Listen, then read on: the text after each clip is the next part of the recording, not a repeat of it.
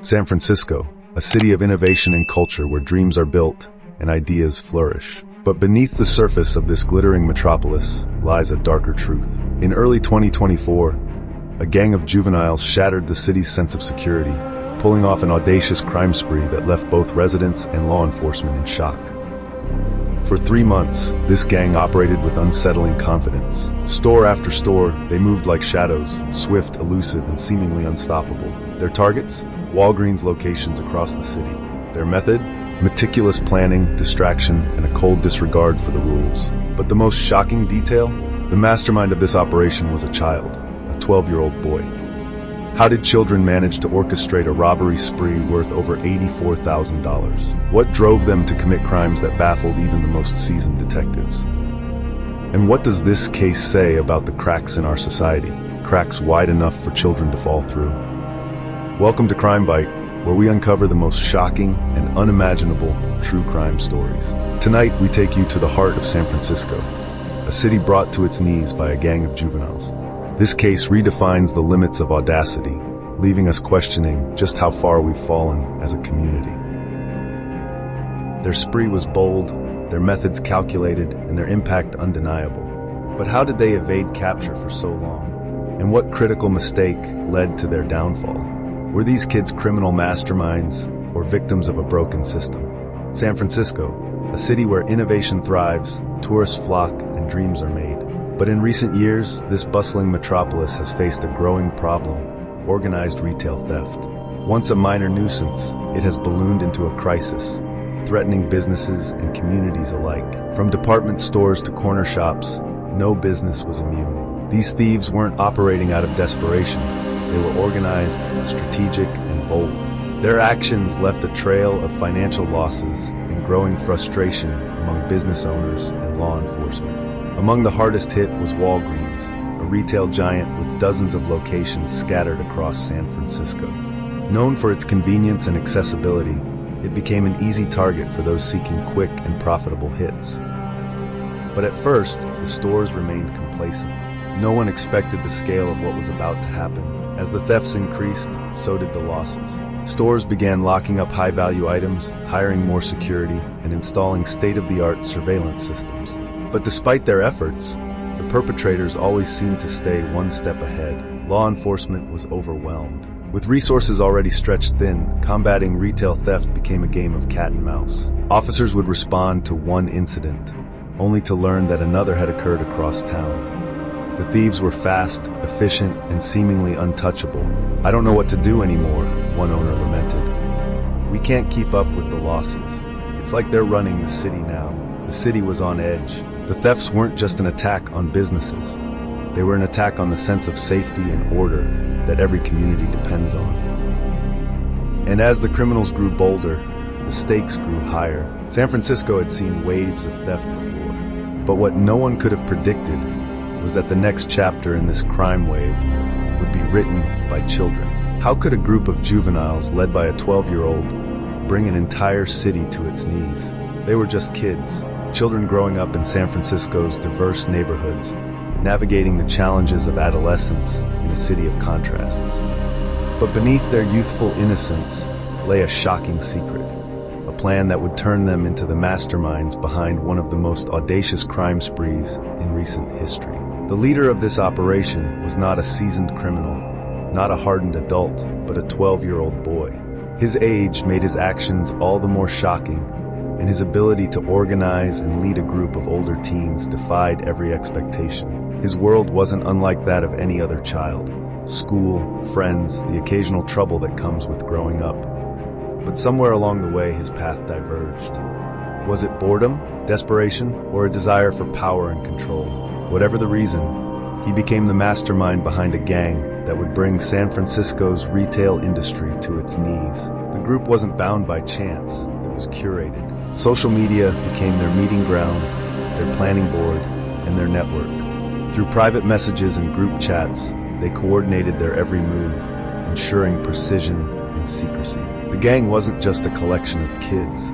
It was an organized unit, led by the unlikeliest of leaders. Each member had a role. The older boys acted as scouts and enforcers, using their size and experience to intimidate and control. The younger ones were the lookouts and decoys, their innocence used as a shield. And at the center of it all, the 12-year-old orchestrated every detail with a level of cunning far beyond his years. Their families had no idea. To them, these were just kids, dealing with the struggles of growing up in a fast-paced, often unforgiving city. But what they didn't see were the late-night meetings, the secret texts, and the growing web of lies that kept the gang's actions hidden. I never would have guessed. He was always so polite, always said hello. It's hard to believe he could be involved in something like this. He was a bright student, full of potential. I don't know what went wrong. It's heartbreaking to think about. Their confidence grew with each successful heist. What started as small thefts escalated into coordinated operations, each more daring than the last. But the question remains, what drives children to commit crimes of this scale? Is it peer pressure, a broken system, or something even darker? Who were these kids, and what led them to this path of audacity, a path that would change their lives forever? They weren't just kids, they were strategists. Using the tools of the digital age, they turned casual chats into criminal blueprints. What started as an exchange of ideas quickly became the foundation for a meticulously organized spree of retail thefts. Their operations were not random. Each location was carefully selected, each route meticulously mapped. The gang identified weak points, stores with minimal security, predictable patterns, and blind spots in their surveillance systems. To them, every store was a puzzle, and they were determined to crack it. Their first step? Reconnaissance. Before every heist, members of the gang would visit the store, posing as regular customers. They watched employees, noted camera placements, and timed how long it took for security to respond to disturbances. Every detail was cataloged and shared with the group. Social media became their command center.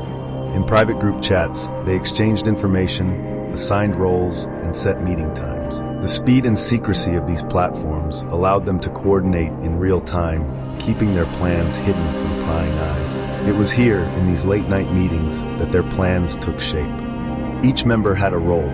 The scouts identified targets, the lookouts ensured the coast was clear, and the runners executed the grab-and-go. Together, they formed a machine that thrived on precision and speed.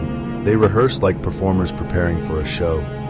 Every step, every movement was practiced until it became second nature. They knew that in the heat of the moment, hesitation could mean failure. When the plan was put into action, it unfolded with chilling efficiency. They moved like clockwork, each member fulfilling their role without question. By the time anyone realized what was happening, they were already out the door. It all happened so fast. 1 minute, the store was full of customers. The next, everything was gone. They knew exactly what they were doing. Their escape was as calculated as the heist itself. They knew the city like the back of their hands, using its labyrinth of streets to disappear without a trace. By the time police arrived, they were already planning their next hit. With every successful heist, their confidence grew. What started as small thefts evolved into a full-scale operation, each hit more ambitious than the last. But with ambition came risk, a risk that would ultimately lead to their downfall. How did children, barely old enough to understand the weight of their actions, plan a series of heists that would baffle even seasoned criminals? And how long could they keep their secret before their perfect plan unraveled? They moved like ghosts, blending into the bustle of ordinary shoppers. But these weren't kids picking up snacks or school supplies. They had a mission, and their target was clear. High-value items that could be taken quickly and resold for cash. What unfolded next was a masterclass in coordination and audacity. Every move was rehearsed, every second accounted for. While one member played lookout, another worked swiftly, filling bags with merchandise. They knew which shelves to target, which items to grab, and how to avoid drawing attention. The youngest of the group played his role to perfection. His age and innocent demeanor were his greatest weapons, a shield that deflected suspicion.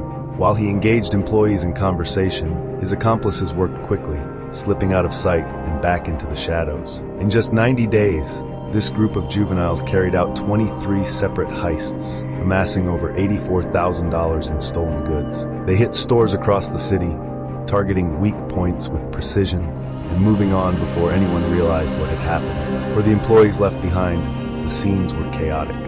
Entire shelves emptied in minutes, security measures bypassed, and the perpetrators nowhere to be found. It was as if they had vanished into thin air. Their exits were as seamless as their entries. No rushing, no panic, just a quiet confidence that left everyone wondering how they had pulled it off. By the time police arrived, the gang was already long gone, their stolen goods hidden and their next target in sight.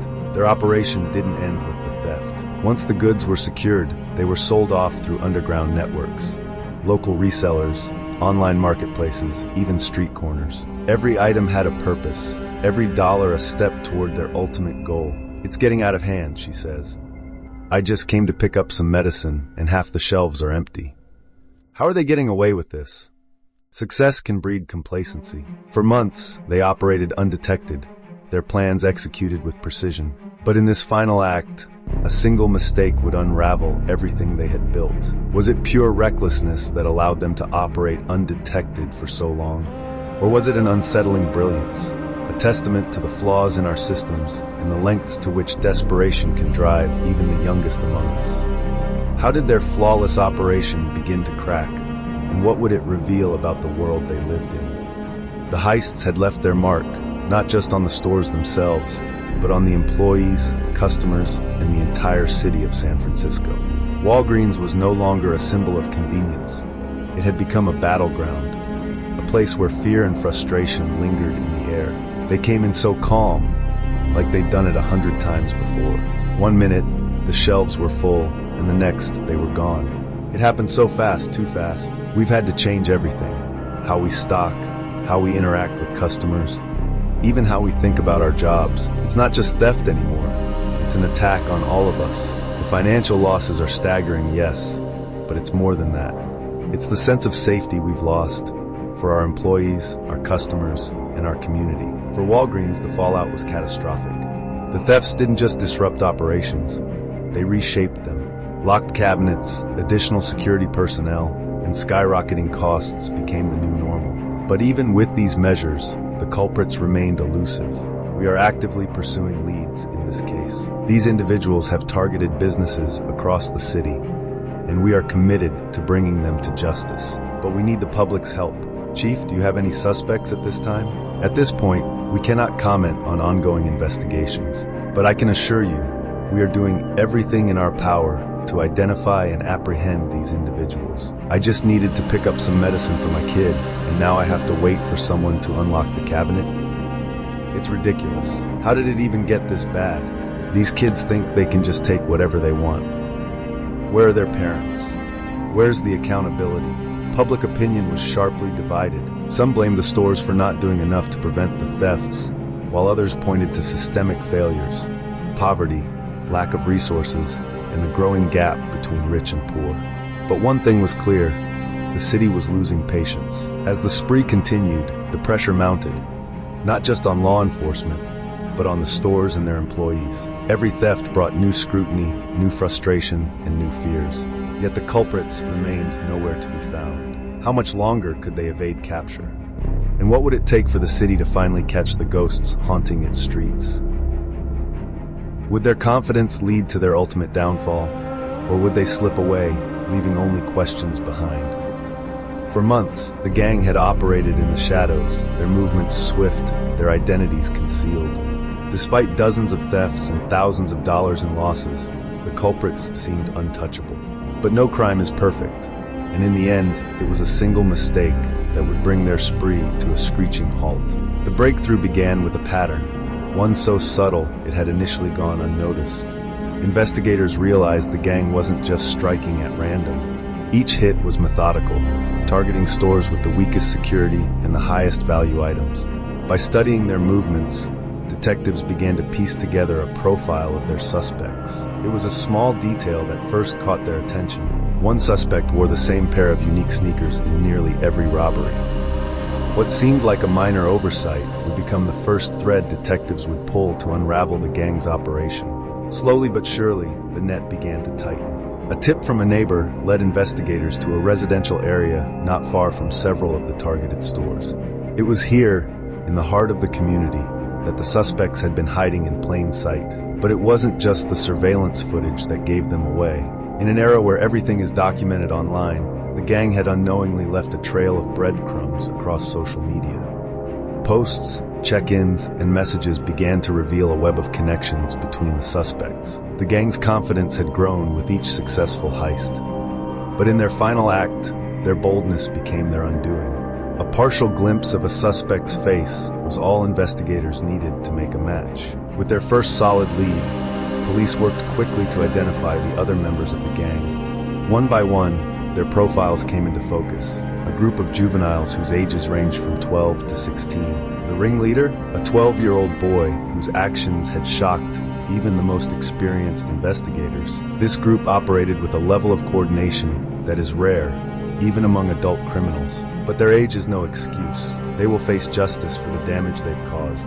I don't know how this happened. He's a good kid. He just got caught up with the wrong crowd. I never thought it would go this far. The evidence was overwhelming. The gang's flawless operation had begun to crumble, their carefully crafted plans undone by the smallest of mistakes. But even as the case came together, one question lingered.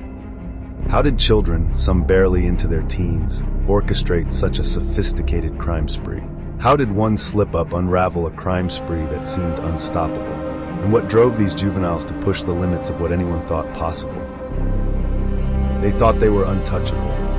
For months, they moved like shadows, leaving no trace but chaos in their wake. But every crime has its cost, and for these juveniles, the moment of reckoning had arrived. One by one, the gang members were taken into custody.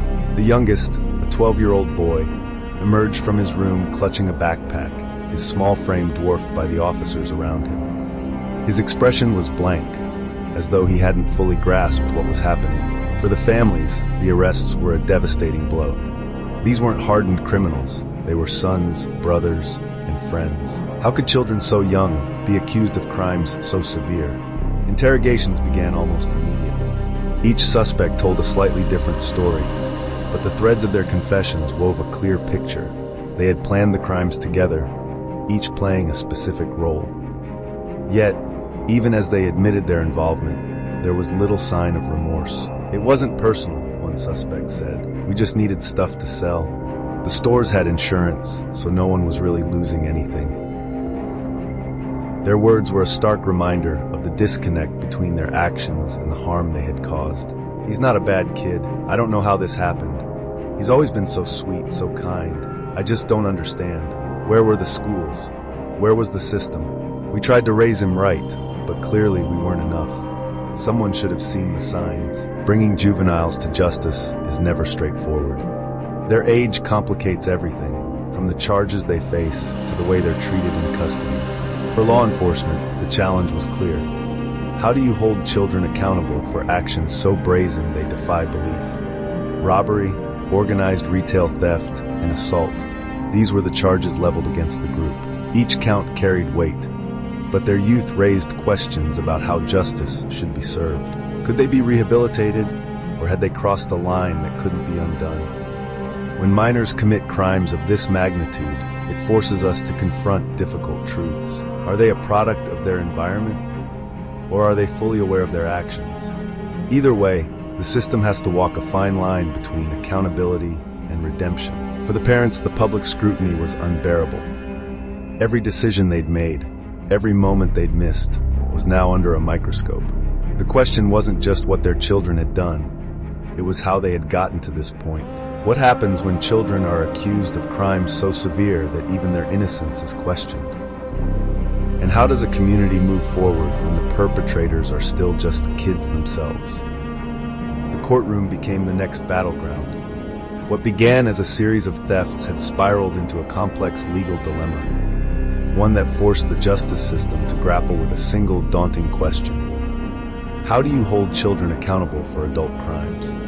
On one side, the prosecution painted a picture of cold, calculated intent. They argued that these juveniles knew exactly what they were doing, and that their actions had caused real harm. Not just financial, but emotional and societal. Your Honor, this was not a case of youthful mischief or impulsive behavior. These individuals planned their crimes meticulously. They exploited weaknesses in the system, manipulated their environment, and showed a complete disregard for the law. Your Honor, while we do not excuse their actions, we must consider the circumstances. These are children, products of broken homes, limited resources, and a system that failed them long before they set foot in those stores. Their age alone warrants leniency. The debate wasn't just about guilt or innocence, it was about intent. Were these kids criminal masterminds who deserved the full weight of the law? Or were they misguided youths in need of rehabilitation rather than punishment? The charges were severe, the potential consequences even more so. If tried as adults, the boys faced years behind bars, their futures forever altered. But if tried as juveniles, the system would focus on rehabilitation, a second chance at life. We cannot ignore the severity of these crimes simply because of their age. These kids operated with a level of sophistication that rivals organized crime. They need to be held accountable, but accountability doesn't mean throwing children into adult prisons. That's not justice, it's failure. We need to ask why they did this and address the root causes. They didn't hurt me, but I was terrified. They moved so quickly like they'd done it 100 times before. I couldn't believe they were just kids. At this age, the brain is still developing. Impulse control, understanding consequences. These are areas where juveniles are particularly vulnerable. That doesn't excuse their actions, but it does mean we have a responsibility to approach this differently. We're tired of seeing our communities destroyed by crime. These kids need to learn there are consequences for their actions. They're just kids. If we give up on them now, what hope do they have for the future? In the end, the decision was as divisive as the case itself. The boys were split, some tried as juveniles, others as adults. For the community, it felt like neither side had truly won. The debate raged on, was justice served, or had the system failed once again? Would their age shield them from accountability? Or had their crimes crossed a line that even childhood couldn't excuse? The arrest sent shockwaves through San Francisco and beyond. What had started as a series of retail thefts quickly transformed into a national conversation about youth, crime, and the responsibilities of society. Everyone had an opinion, but no one seemed to agree. It's just unbelievable. Kids this young doing something this big? Where were their parents? How did no one stop them? It's not just about them being kids. It's about what's happening in our communities. There's no accountability anymore. You can't keep blaming the system for everything. I get it, they messed up. But locking them up for years isn't the answer. They need help, not a prison cell. The media frenzy only added fuel to the fire. Talk shows and news segments debated the case endlessly, with commentators dissecting every detail. For some, the boys were victims of a broken system. For others, they were symbols of a generation losing its moral compass. These kids were failed at every level, by their families, their schools, their communities. Throwing them in jail isn't going to fix that. Failed or not, they made choices. They knew what they were doing. You can't excuse their behavior just because they're young. The case became a flashpoint for larger issues: poverty, education, systemic inequality. For every protester demanding leniency, there was another calling for harsher penalties. The divide ran deep, with no clear solution in sight. Online, the debate raged on. Some pointed to systemic failures, underfunded schools, lack of opportunities, and the pressures of growing up in poverty. Others blamed a culture of permissiveness, arguing that society's unwillingness to enforce rules had led to this point. I've taught kids like them, bright, curious, full of potential, but also dealing with things no child should have to face. It's not an excuse, but it's a context we can't ignore. We understand the concerns on both sides. Our job is to enforce the law, but we also recognize the importance of addressing the underlying issues. This isn't just about punishment, it's about prevention. For the stores, the damage was already done. The thefts had left physical and emotional scars, but the larger questions about safety, community, and justice remained unanswered. He's a good kid. He made a mistake, a big one, but that doesn't mean his life should be over. We need to ask ourselves why this happened, not just punish him and move on. What about the people who lost their jobs because of this? What about the small businesses that can't recover? We can't keep making excuses. Were these kids victims of a broken system, shaped by circumstances beyond their control? Or were they signs of something far darker, an erosion of accountability, a generation losing its way? Can justice find the balance between accountability and compassion? Or is it already too late? This is where it all began. A simple store, a place of convenience, transformed into a battleground where trust was broken, livelihoods were shaken, and a city was left questioning its values. But what does this story truly mean? What lessons can we draw from a crime so audacious, so shocking, that it forced us to confront the cracks in our society? For the suspects, these streets were both home and a source of frustration. They grew up in a world of limited opportunities, where dreams often felt out of reach and survival became the priority. Their crimes, as shocking as they were, didn't occur in a vacuum. They were shaped by the environments that nurtured them, or failed to. I've seen so many kids with potential, kids who just needed one person to believe in them. When they don't get that, they start looking for other ways to prove themselves, ways that aren't always right. This case should be a wake-up call. It's not just about punishing these boys. It's about asking why they felt this was their only option, and what we can do to make sure no other kids follow in their footsteps. The justice system played its part, handing down sentences that were meant to serve both as punishment and a deterrent. But the question remains, is justice enough? Can it heal the wounds left behind, or does it merely treat the symptoms of a deeper problem? We need to do better for them, for us, for everyone. Locking them up doesn't fix the problem. It just hides it. This case isn't an isolated incident. It's part of a larger trend, a troubling rise in juvenile involvement in organized crime. The reasons are complex. Poverty, lack of education, peer pressure, and the influence of a digital age that glorifies shortcuts to success. But it's not all darkness. For every story like this, there are countless others of resilience, of communities coming together to create opportunities, to offer guidance, to show that there is another way. It's not enough to point fingers. We have to look at ourselves, at our communities, and ask what we can do to ensure our kids never feel like crime is their only option. For the businesses, the scars run deep. Financial losses can be recovered, but the sense of security, of normalcy, takes much longer to restore. The question they're left with is one we all must face. How do we rebuild trust after it's been broken? This story isn't just about a crime. It's about choices. Choices made by children, by families, by communities, and by a society that too often looks the other way until it's too late. What happens next is up to all of us. Will we learn from this? Will we address the systemic issues that breed desperation and audacity? Or will we simply wait for the next story to shock us, the next group of kids to remind us of the cost of inaction? This is where it ends, for now.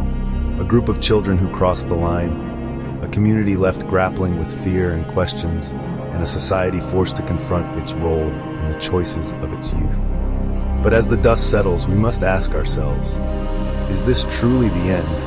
Or just the beginning of something even more unsettling? This story isn't just about San Francisco. It's about every city, every neighborhood, every family. It's a reminder that crime doesn't just happen in the shadows.